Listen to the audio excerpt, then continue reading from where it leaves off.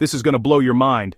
Liverpool's back five turned into a highway for PSG, a defensive change that invited chaos, and PSG didn't need asking twice. PSG's front three constantly swapped positions, fullbacks kept rotating and joining attacks, dragging Liverpool defenders out of shape.